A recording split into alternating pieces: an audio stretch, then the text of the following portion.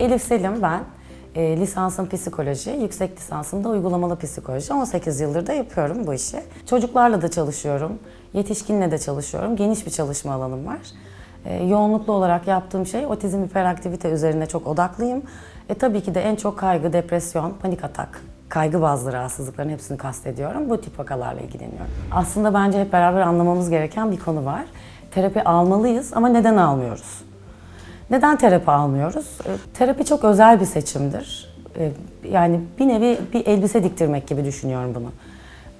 Ben hangi elbiseyi giymek istiyorsam ya da bir elbise giymek isteyip istemiyorsam ona göre karar vermeliyim. Ama bunun dışında tabii şöyle bir durum var.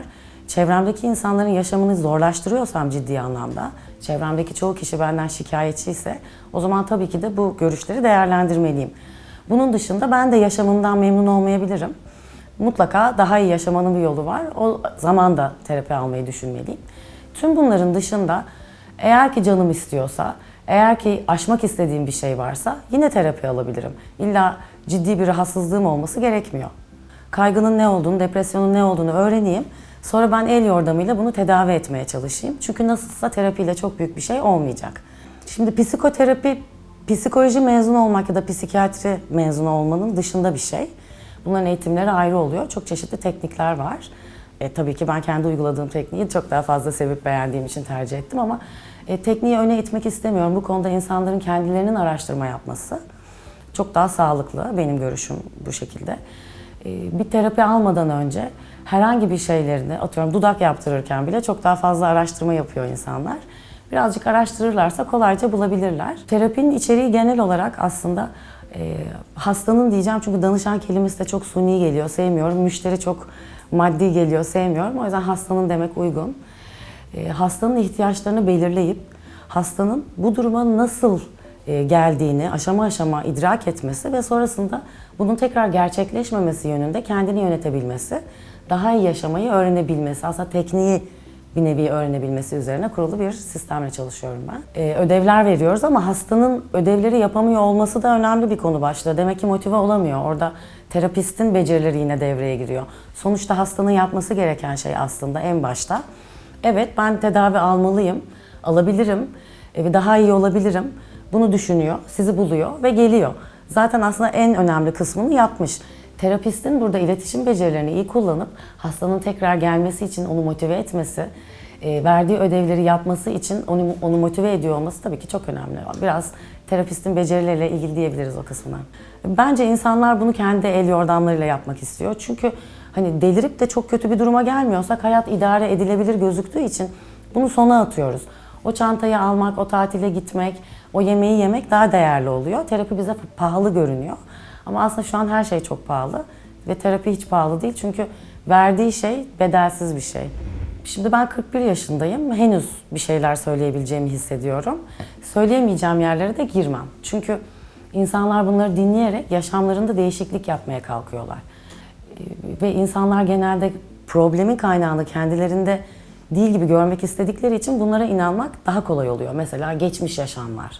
Nasıl görünüyor onu söyleyeyim. Evimde akıllı bir süpürge var ama ben ıslak mendille evi süpürüyorum. Çünkü akıllı süpürgeyi bulunduğu üst raftan çıkartmaya üşendiğim için.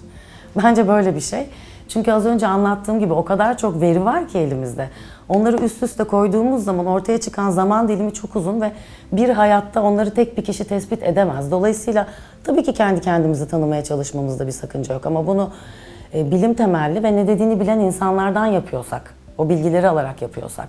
Ama dediğim gibi gidip de biraz daha suçu başka yerlere atan, biraz daha ağladım çok iyi geldi. Hayır yani ağladın ve çok iyi gelmedi.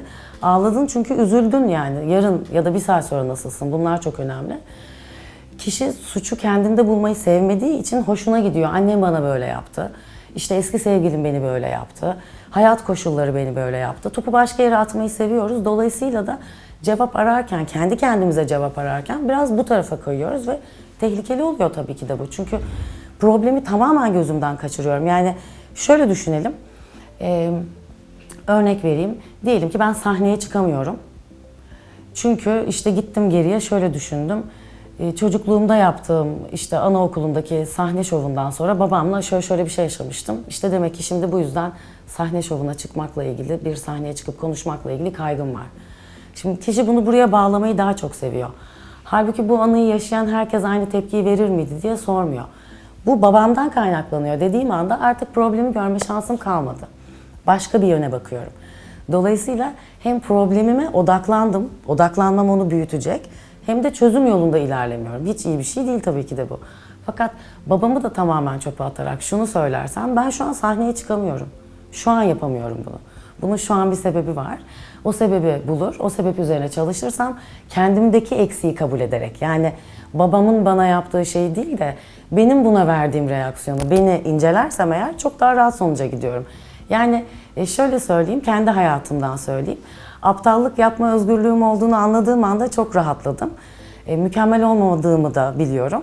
Hala daha sürekli bir şeyler öğreniyorum. Bunu kabul etmek aslında problemlerin ciddi anlamda kabul edersek 30'unu atıyor diye düşünüyorum. %30 rahatlatıyor bizi. Genelde şöyle oluyor. Kişi geliyor, ilk seans anlatacağı çok fazla şey oluyor. Nadiren ne anlatacağını bilmemek gibi bir şey de olabiliyor. Orada biraz ısınıyoruz birbirimize. Tekniği anlıyoruz, kişiyi tanıyoruz. Onu iyice anlamak için, çünkü neler yaşamış, hayata nasıl bakıyor anlamak lazım. Sonrasındaki seanslarda çoğunlukla ilk seanstan ödeve başlıyorum aslında ama hızlandırmayalım. Diyelim ki ikinci seanstan başladık. 3-4 seansı üst üste yapmakta iyi fayda var. Yani bir hafta 10 gün aralıklarla.